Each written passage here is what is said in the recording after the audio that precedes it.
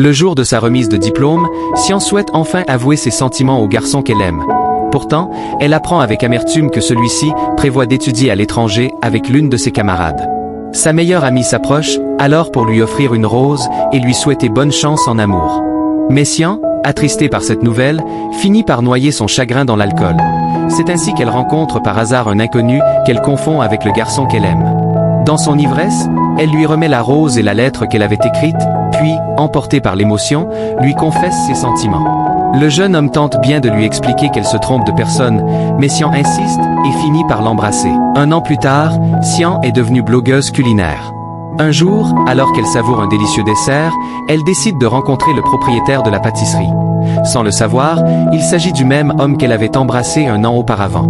Lui, en revanche, la reconnaît immédiatement comme la mystérieuse jeune femme à la rose, mais elle, ignorante de son identité, est simplement venue l'interviewer à propos de sa dernière création, un gâteau baptisé « La Dame sous la Lune ». Pourtant, l'homme refuse de répondre à ses questions. Ce pâtissier, nommé Shenmu, se souvient parfaitement de cette soirée d'il y a un an. Il avait gardé la rose et lu la lettre de confession avant de lui laisser son collier en guise de porte-bonheur.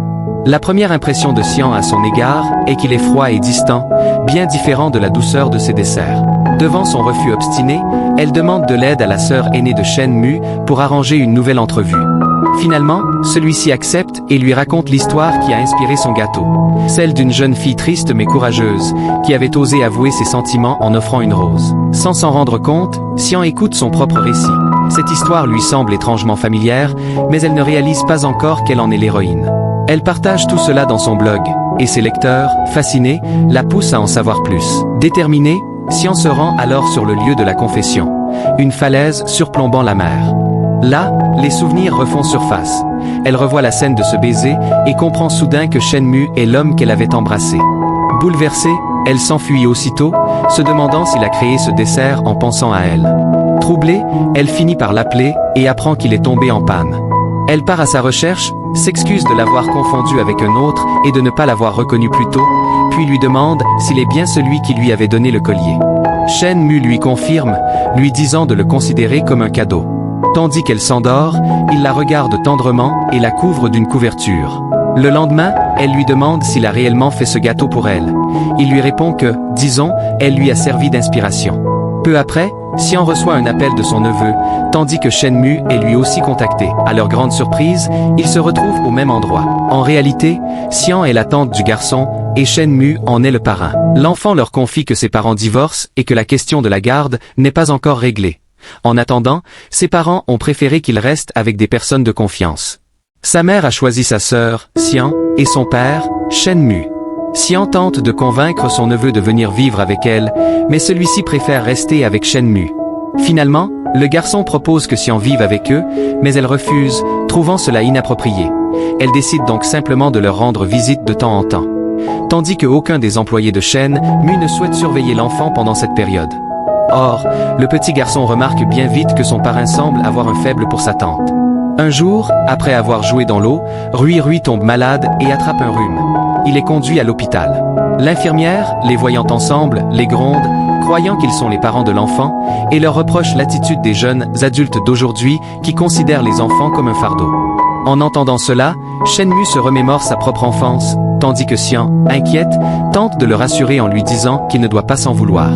Peu après, Shenmu lui propose qu'ils vivent ensemble, afin de mieux s'occuper de Rui Rui.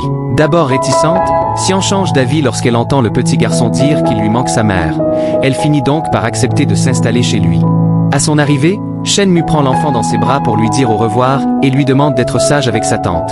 Rui Rui, espiègle, les serre tous deux dans ses bras en disant qu'ils forment un couple, ce que Xian et Shenmu s'empressent de nier avant de partir.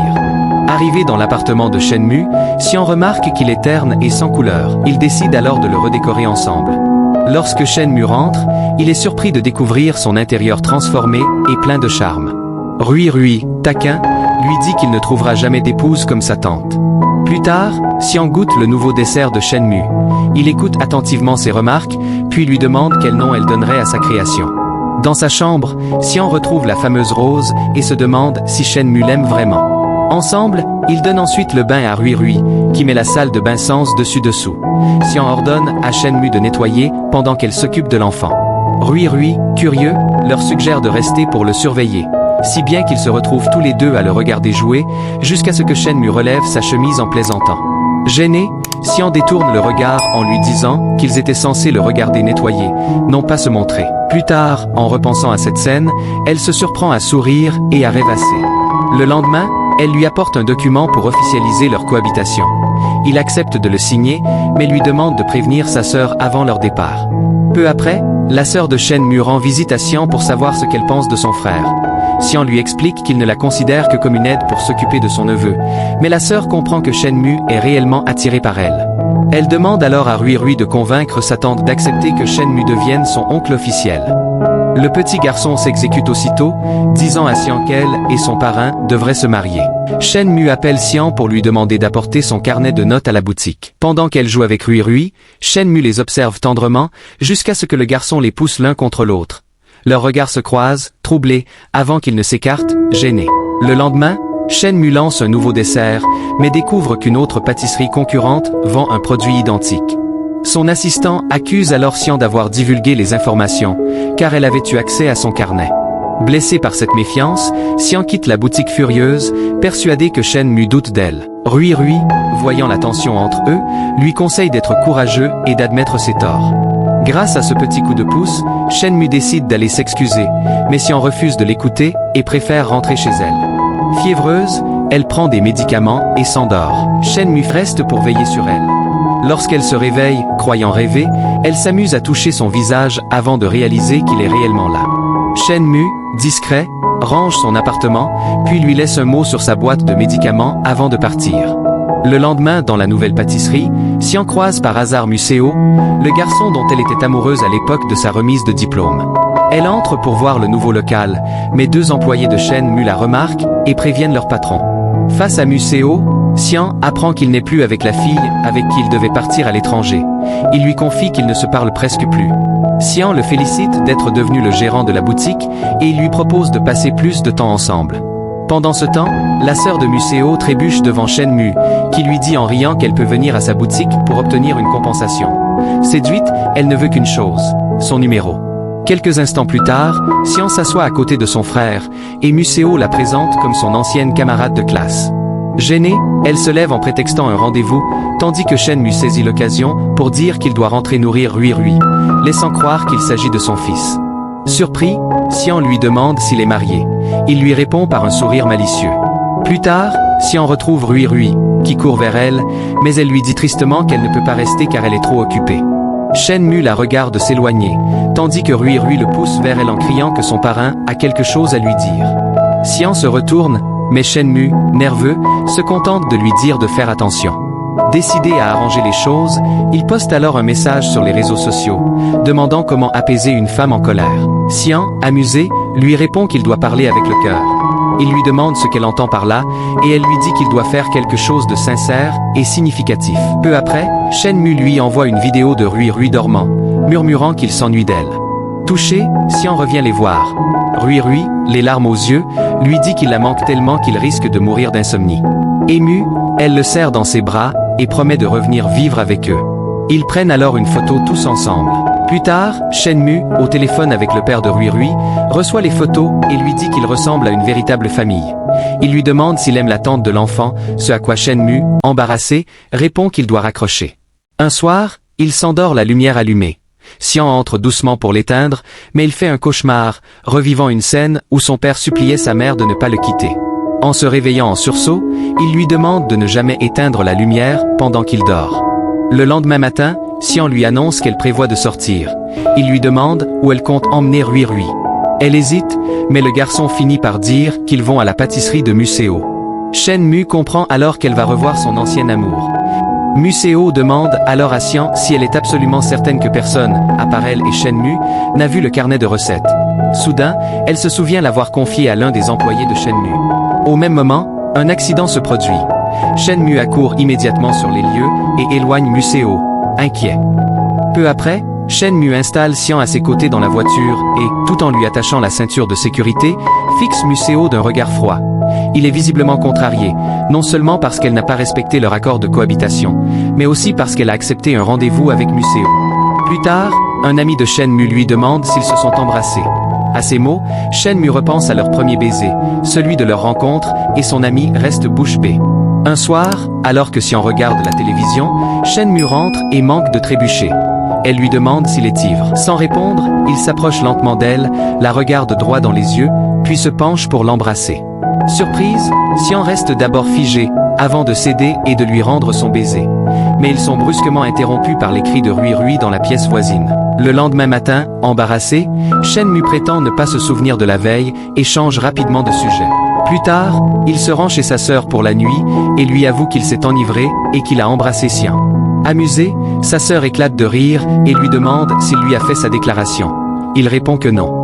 Elle le traite alors d'idiot, lui expliquant qu'une véritable relation commence toujours par une confession sincère, sauf s'il joue avec elle. De son côté, Shenmue montre à son ami le compte qu'il a créé sous un faux nom pour parler anonymement avec Xian. Sans se douter de rien, elle lui envoie un message en lui demandant conseil. Que signifie quand un garçon ivre embrasse une fille, puis l'ignore le lendemain? Shenmue, sous son pseudonyme, lui répond que ce garçon doit sûrement l'aimer. Xian rejette cette idée, affirmant qu'il n'y a aucun signe de ce genre. Mais Shenmue insiste. S'il l'aime, il finira au moins par lui sourire. Amusée, elle lui demande alors s'il ne lui sourit vraiment jamais, et il commence maladroitement à s'entraîner à sourire devant elle. Elle rit et lui dit qu'il n'a pas besoin de forcer les choses, tandis que Rui Rui, taquin, lui lance qu'il ressemble à une poupée. Plus tard, Xian envoie un autre message à son mystérieux ami virtuel. Elle lui demande ce que cela signifie lorsqu'un garçon lui sourit sans raison. À ce moment-là, elle entend aussitôt une notification retentir sur le téléphone de Shenmue. Elle comprend soudain la vérité. Depuis le début, c'est lui avec qui elle discutait. Bouleversée, elle repense à ses sourires, à leurs échanges et réalise peu à peu que Shenmue éprouve peut-être de véritables sentiments pour elle. Peu après, un employé de Shenmue avoue que c'est sa petite amie qui a volé et vendu la recette secrète pour de l'argent.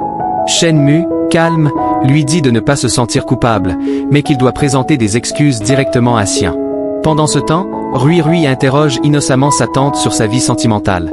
Elle lui demande s'il a une petite amie, et il répond que oui, mais refuse d'en dire plus. Un jour, alors que Xian remarque que Shenmue porte son vêtement, elle s'approche pour le lui retirer.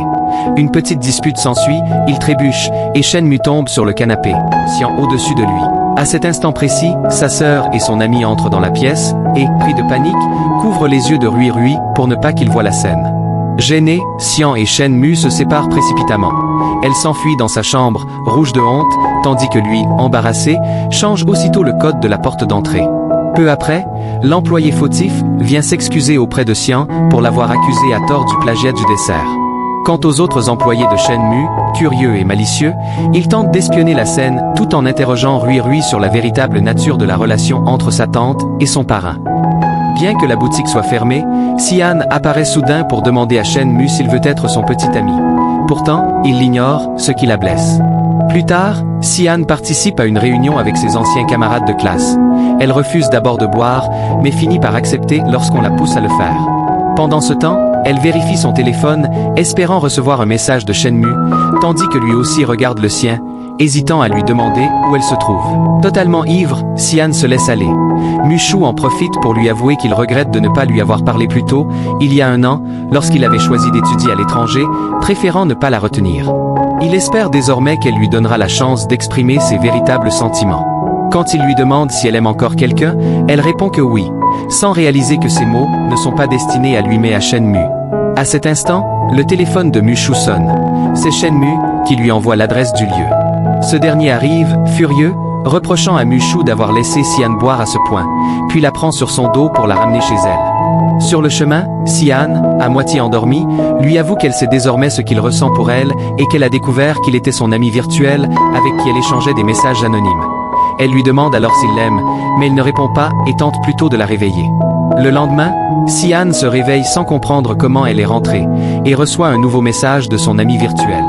Troublée, elle se demande quelle version d'elle-même plaît à Shenmue. Elle essaie plusieurs personnalités devant le miroir, mais se sent ridicule quand elle se rend compte que Shenmue l'a vu faire. Plus tard, alors qu'ils sortent avec Rui, une jeune femme aborde Shenmue pour lui demander ses réseaux sociaux. Mais Rui s'interpose, l'appelant papa, et ajoutant que maman est de retour, faisant allusion à Xian. Celle-ci, touchée, noue un ruban autour du poignet de Shenmue, lui disant qu'il est trop dangereux pour lui d'être seul. Peu après, Elle reçoit un message de sa sœur lui annonçant que Rui Yi devra rentrer chez ses parents dans une semaine. Cheng Yu demande alors à Xian si les choses ont avancé entre elle et son frère. Elle avoue que tout est resté pareil, bien qu'elle sente qu'il la traite différemment. Pendant qu'elle croit qu'il consulte son carnet de recettes, Shen Mu la regarde discrètement, repensant au jour où, dans la cuisine, il avait essuyé ses lèvres. Elle avait cru qu'il allait l'embrasser.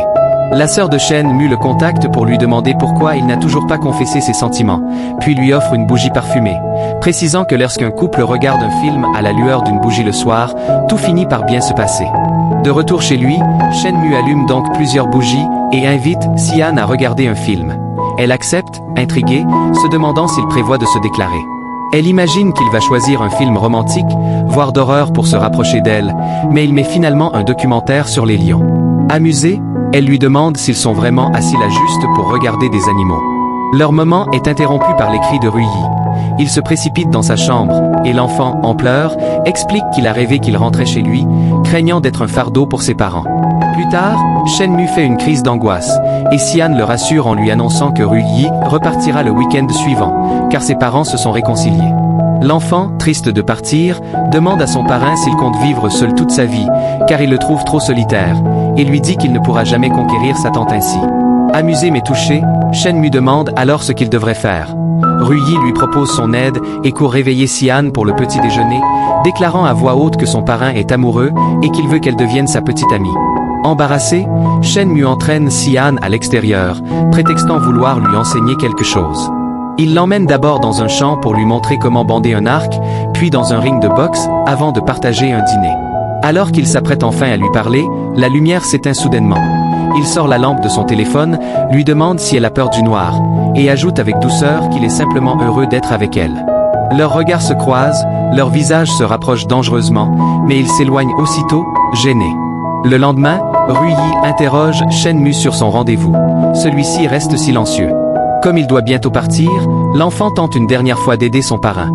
Il offre une glace à sa tante, et au moment où elle s'apprête à mordre, il la retire, provoquant un frôlement de ses lèvres contre la joue de Shen Mu. Gêné mais troublé, ils se regardent longuement avant de détourner les yeux. Plus tard, Rui Yi demande à un passant de prendre une photo d'eux. Juste avant le clic, il les rapproche et joint leurs mains, les rendant heureux malgré leur gêne. C'est alors le jour du départ de Rui Yi. Xian, le cœur lourd, décide de déménager, estimant qu'elle n'a plus de raison de rester. Quand Shen Mu apprend la nouvelle, il en parle à son ami, qui le pousse à ne plus fuir ses sentiments et à enfin les lui avouer. Pendant ce temps, la sœur de Xian, consciente de ce qu'elle ressent, tente de la convaincre de ne pas partir. Elle réalise alors à quel point elle l'aime sincèrement, mais ne veut plus le laisser partir. Sa sœur, consciente de ses doutes, lui conseille de prendre du recul. Selon elle, si Shen Mu tient vraiment à elle, il viendra la chercher de lui-même. Pourtant, au matin, Xian découvre un mot laissé par lui, indiquant simplement qu'il a dû s'en aller. Elle se sent profondément blessée, car c'était censé être elle qui partait la première.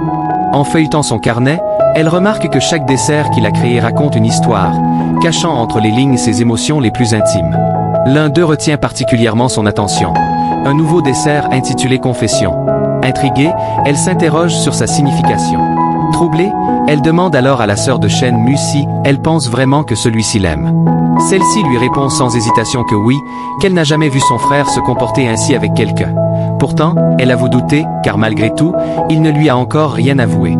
Décidée à tourner la page, Xian retourne sur le lieu de leur première rencontre. Avant cela, elle lui envoie un message pour lui dire qu'elle part et ne sait pas quand elle reviendra. Mais la seule réponse qu'elle reçoit est un simple d'accord. Peinée, elle annonce à la sœur de Shen Mu sa décision de déménager. En lisant cela, la jeune femme se précipite à sa recherche, décidée à lui révéler toute la vérité. Shen Mu a été diagnostiqué d'une dépression accompagnée de troubles paniques. La raison pour laquelle il ne s'est jamais confessé à elle est qu'il se considère comme un fardeau pour la personne qu'il aime. Sa sœur la supplie alors de ne pas l'abandonner, car depuis que Xian est entré dans sa vie, il a recommencé à sourire. Pendant ce temps, Shen Mu rend visite à son ancien professeur et lui confie qu'il se sent heureux lorsqu'il est avec elle. Le professeur lui répond avec sagesse. Aimer quelqu'un, c'est vouloir son bonheur, mais ce n'est pas de l'amour si l'on décide à sa place. Car comment savoir ce qu'elle ressent, sinon en la laissant choisir? Ces mots font écho dans son esprit. Shen Mu comprend enfin qu'il doit agir et part à sa recherche. Pendant ce temps, Sian contemple le collier qu'il lui avait offert et repense à toutes les fois où elle l'a vu lutter contre ses crises de panique. Sur le chemin, elle croise Mushu, qui évoque leur rencontre d'il y a 1 an. Elle lui avoue qu'à cette époque, elle lui avait préparé une lettre d'amour pour lui confesser ses sentiments, mais qu'en apprenant son départ à l'étranger, elle avait, sous l'effet de l'alcool, décidé de le lui dire en personne. Depuis ce jour, elle avait mis un terme à cet amour qui durait depuis 4 ans. Mushu, confus, lui demande pourquoi il n'avait pas entendu sa confession. Sian explique qu'elle s'est trompée de personne ce soir-là, sans imaginer que celui qu'elle avait rencontré par erreur deviendrait si important pour elle. Quand Mushu comprend qu'il s'agit de Shenmu, il lui demande si elle l'aime vraiment. Elle le confirme avec émotion, ajoutant qu'elle ignore à quel moment exact elle est tombée amoureuse de lui. Avant de se quitter, Mushu lui avoue qu'il avait beaucoup tenu à elle autrefois, mais qu'il vaut mieux désormais tourner la page. Il lui souhaite d'être heureuse et promet d'en faire autant. Pendant ce temps, Shenmu, déterminé à changer, demande à son médecin de réduire la dose de ses médicaments. Le docteur, prudent, lui demande s'il a connu des rechutes. Il répond que cette année, elles ont été moins fréquentes. Le médecin l'avertit cependant de surveiller ses émotions, car une rechute pourrait aggraver son état. Après la consultation, Shenmu appelle sa sœur pour lui annoncer qu'il veut désormais mener une vie normale. Ravie de l'entendre si décidé, elle l'encourage à répéter ses propres mots. Il les prononce alors à voix haute, affirmant qu'il n'a désormais plus aucune raison de ne pas croire en lui-même. Quand il rentre chez lui, la maison est vide. Peu après, il reçoit un appel de Sian et part aussitôt à sa rencontre. Lorsque Sian, bouleversé, court vers Shenmu, celui-ci trouve enfin le courage de lui avouer ses sentiments. Il lui explique que son nouveau dessert, intitulé Confession, est en réalité sa façon à lui de lui déclarer son amour. Émue, Sian l'embrasse tendrement et lui assure qu'elle connaît sa situation. Elle promet de le soutenir, peu importe les épreuves. En rentrant chez eux, ils s'installent ensemble sur le canapé. L'atmosphère est empreinte de tendresse. Leurs visages se rapprochent, leurs cœurs battent à l'unisson. Le lendemain, ils apparaissent main dans la main devant leurs proches, suscitant la surprise générale. Tous se demandent à quel moment leur patron, autrefois si froid et distant, s'est transformé en un homme aussi doux et attentionné. Peu après, Sian reçoit un appel de sa mère et, paniqué, confie à Shenmu que ses parents viennent d'arriver à l'improviste. Le problème, c'est qu'ils ignorent qu'elle est blogueuse. S'ils apprennent qu'elle ne travaille pas comme comptable, ils exigeront qu'elle rentre vivre avec eux. Quand ses parents arrivent, ils interrogent Shenmu pour savoir s'il connaît leur filleule sous minute. Il leur répond qu'ils étaient camarades de classe. Sian, prise de panique, ajoute spontanément qu'il n'est pas seulement un ami, mais son petit ami. Cette révélation choque tout le monde. Ses parents sont stupéfaits, et même Shenmu reste bouche bée. Son père, suspicieux, demande alors s'ils vivent ensemble. Shenmu s'empresse de préciser qu'ils dorment dans des chambres séparées. Puis, la mère de Sian s'enquiert de sa famille. Il répond avec gravité que ses parents sont décédés lorsqu'il était enfant, et que sa sœur l'a élevé seule. Pendant que Sian raccompagne ses parents, sa mère remarque les médicaments de Shenmu et découvre qu'ils sont destinés à traiter une dépression. Inquiète, Sian sollicite l'aide de son ami Shenju pour simuler un emploi stable dans son entreprise. Mais cette dernière l'encourage à avoir une vraie conversation avec ses parents, estimant qu'il n'est pas bon de leur mentir. Pour apaiser les tensions, elle propose d'organiser un dîner tous ensemble. La soirée semble d'abord bien se dérouler, jusqu'à ce que la mère de Sian, curieuse, demande directement à Shenmu s'il souffre réellement de dépression. Pris de court, il hésite, puis finit par l'admettre. Contre toute attente, la mère réagit avec douceur. Elle lui assure qu'elle comprend sa situation et qu'il n'a pas à avoir honte. Un peu plus tard, le meilleur ami de Shenmu, ivre et contrarié, le frappe, reprochant à sa sœur de refuser une relation par sa faute. Il lui rappelle qu'il lui avait autrefois fait promettre de rester célibataire pour s'occuper de lui. Bouleversé, Shenmu rend visite à sa sœur et lui dit d'oublier cette promesse.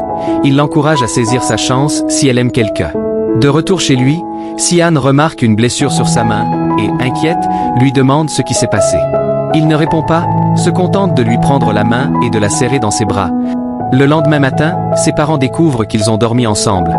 Gêné, Sian précise aussitôt qu'il ne s'est rien passé. Plus tard, le meilleur ami de Shenmu revient s'excuser pour son geste. Shenmu rit doucement et lui demande s'il se rend compte de la force avec laquelle il l'a frappé. Ils éclatent de rire, mais Shenmu, redevenu sérieux, lui demande alors quand il compte épouser sa sœur. De son côté, Sian observe ses parents avec émotion et réalise combien ils ont vieilli. Elle décide qu'elle ne veut plus leur mentir. Soutenue par Shenmu, elle se résout à leur dire la vérité. Lorsqu'elle leur avoue tout, son père, d'abord furieux, finit par éclater en larmes. Elle s'excuse sincèrement, mais à sa grande surprise, ses parents lui révèlent qu'ils savaient déjà tout. Ils la taquinaient simplement. Ils lui annoncent qu'ils acceptent sa décision, touchés par la sincérité de Shenmue, qui les avait rencontrés en secret pour leur parler d'elle et les convaincre de la laisser suivre sa voie. Profondément ému par ce geste, Xian laisse couler ses larmes de joie, tandis que sa mère, attendrie, se tourne vers Shenmue et lui avoue en souriant qu'elle ne savait pas encore quel genre de plat il aimait, mais qu'à présent, elle a bien l'intention d'apprendre à le connaître. Ils avaient préparé plusieurs plats délicieux. Cependant, Shenmo, toujours attentionné, lui dit de ne pas s'en faire et de cuisiner uniquement ce qu'aime Xian. Peu après, le père de Xian leur annonce qu'il est temps pour eux de rentrer chez eux. Xian, triste mais souriante, leur promet qu'elle ira leur rendre visite très bientôt. De son côté, Shenmo travaille sur un nouveau dessert, spécialement conçu pour Xian et ses parents, car c'est la première fois qu'il goûte véritablement à la chaleur d'un foyer. Pendant ses cours, il reçoit un message de Xian. Leurs amis plaisantent en disant qu'il est enfin devenu humain et qu'il n'est plus ce robot sans émotion qu'il paraissait être autrefois. Plus tard, chez lui, Xian lui offre une rose blanche et lui murmure que cette fleur leur appartient à tous les deux. Shenmo, un peu ému, se souvient que la dernière fois qu'il lui avait offert une rose, elle était accompagnée d'une lettre. Il commence à la réciter à voix haute, mais Xian, gêné, lui pose la main sur les lèvres pour l'arrêter et lui promet de lui en écrire une nouvelle. Amusé, il insiste, alors elle finit par prendre du papier et un stylo pour s'exécuter, râlant d'avoir déjà rédigé trop de lettres d'amour. Pourtant, malgré ses efforts, il semble encore insatisfait et feint la jalousie en mentionnant un certain Museo. Peu après, leur ami leur rapporte qu'un blogueur très influent, suivi par des millions de personnes, est en train de diffamer Shenmo. Dans une émission en direct, un homme prétend que la sœur de Shen n'est pas la véritable propriétaire de la boutique, et des rumeurs se propagent à une vitesse folle. Shenmo explique, alors qu'il a bien ouvert la boutique grâce à l'argent de sa sœur, mais qu'il le lui a remboursé dès qu'il en a eu les moyens. Xian, pour le réconforter, lui tend un morceau de gâteau. En se penchant pour le prendre, il effleure ses lèvres pour goûter à la crème qu'elle avait sur le coin de la bouche. Mais la situation s'aggrave lorsque le blogueur révèle de nouvelles calomnies. Il affirme que la relation entre Shenmo et Xian est fausse et montée de toutes pièces par sa sœur, puis ajoute que leur mère était une psychopathe dont il aurait hérité la folie. Ces propos monstrueux se répandent partout, et bientôt, des inconnus envahissent la boutique, l'accusant d'être responsable de la mort de ses parents. Submergé par la panique, Shenmo s'effondre intérieurement et s'enfuit. Inquiète, sa sœur contacte Xian qui, bien qu'elle ignore où il se trouve, promet de le retrouver. Elle se rend alors jusqu'à la ville côtière où, le cœur battant, elle se souvient du jour où elle l'avait rencontré, au bord d'une falaise, perdu et prêt à tout abandonner. Pendant ce temps, Shenmo revit le souvenir tragique du suicide de sa mère. Il se rappelle aussi du collier que sa sœur lui avait offert ce jour-là, celui-là même qu'il avait transmis à Xian comme un symbole de protection et de présence éternelle. Finalement, Xian le retrouve et l'appelle sans relâche, mais il refuse de se retourner. Alors, la voix tremblante mais sincère, elle lui dit qu'il n'est plus seul. Il a sa sœur, son amie, elle-même et tous ceux qui croient en lui. À ce moment-là, Shenmo craque et se laisse enfin approcher. Sa sœur le rejoint, s'assied près de lui et s'excuse pour son absence. Elle lui demande s'il avait réellement voulu mettre fin à ses jours un an plus tôt. Bien qu'il ne réponde pas, son silence parle pour lui, et elle admet qu'elle s'en doutait, car ce jour-là, elle n'avait cessé de l'appeler. Il détourne le regard, incapable de soutenir ses yeux. Elle ajoute qu'elle n'a pas osé lui poser la question à son retour, car elle l'avait trouvé transformé. Elle lui prend la main et lui dit d'une voix douce qu'elle ne l'a jamais considéré comme un fardeau, mais comme la plus belle bénédiction de sa vie. Enfin, il rencontre la personne responsable de la diffamation. L'homme, nerveux, demande pourquoi ils ont tenu à le voir, mais Jian Yang, furieuse, le désigne comme le principal coupable. La boutique de Shenmo est désormais fermée. Pourtant, Jian Yang lui montre une vidéo bouleversante de sa fille hospitalisée, expliquant que c'est elle qui l'a contacté pour demander de l'aide. Malgré tout le tort qu'il leur a causé, Shen Yu et Shenmo ont décidé de financer son traitement.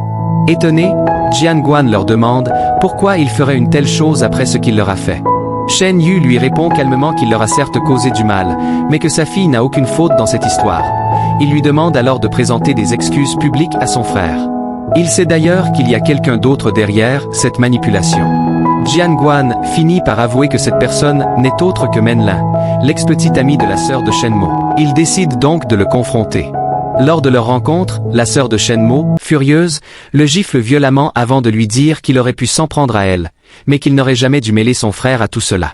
Menlin, amer, réplique que Shen Mo est un fardeau et que si elle n'avait pas choisi de s'occuper de lui, ils ne se seraient jamais séparés.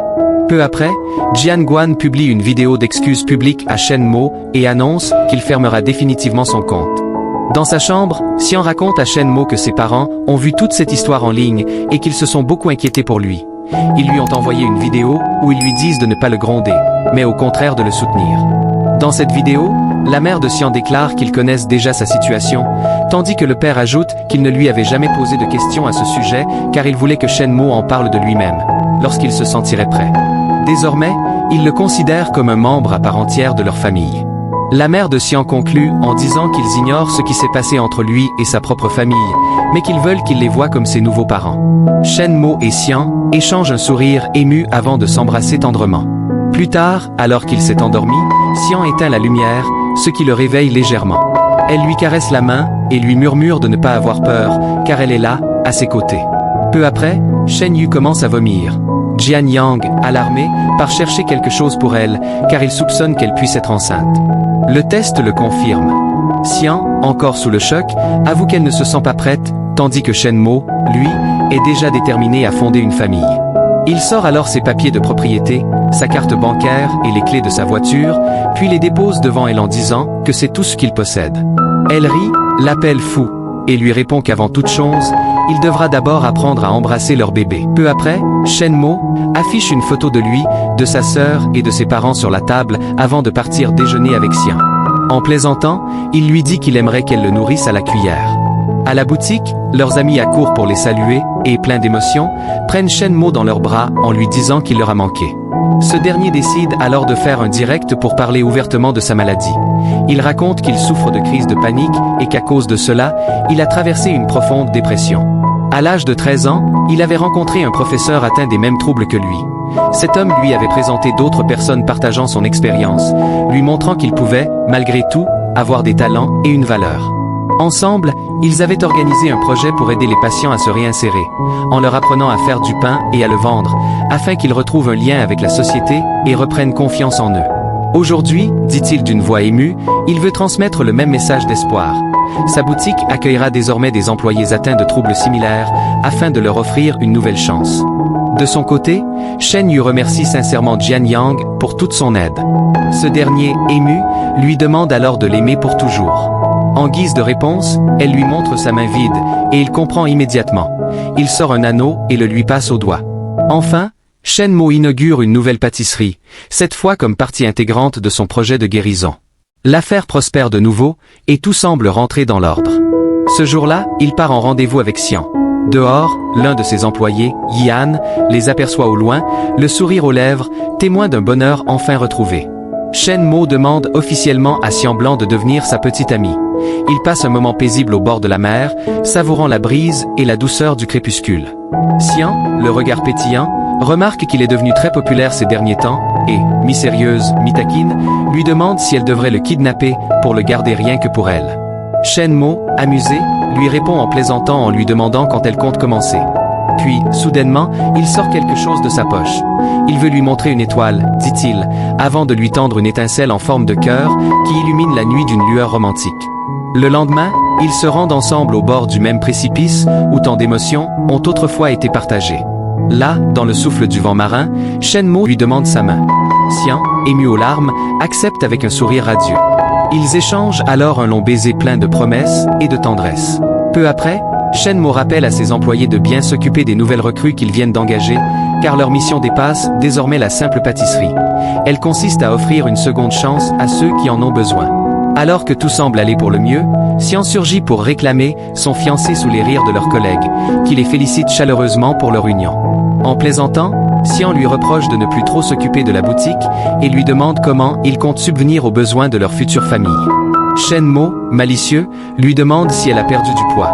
Elle rit et avoue qu'elle en a plutôt pris. « C'est bien la preuve, répond-il, que je m'occupe parfaitement de ma famille. » Elle éclate de rire, touchée par sa répartie pleine d'amour. Soudain, un visage familier réapparaît. Rui Rui, qu'il n'avait pas vu depuis longtemps, revient vers eux. Elle explique que ses parents se sont à nouveau disputés, incapables de mûrir, et qu'elle a décidé de revenir vivre avec eux. Shen Mo et Xian échangent un regard complice. leur maison s'apprête une fois encore à accueillir une âme en quête de paix. Ainsi, au milieu de la mer, du vent et des rires, leur histoire continue, empreinte de chaleur, d'amour et de cette bienveillance qui, désormais, les unit pour toujours. Et voilà, c'est ainsi que se termine notre histoire. Merci de nous avoir accompagnés tout au long de ce récit. Nous espérons que vous avez apprécié chaque moment. N'oubliez pas de vous abonner pour plus d'histoires captivantes et de partager vos pensées dans les commentaires. À très bientôt.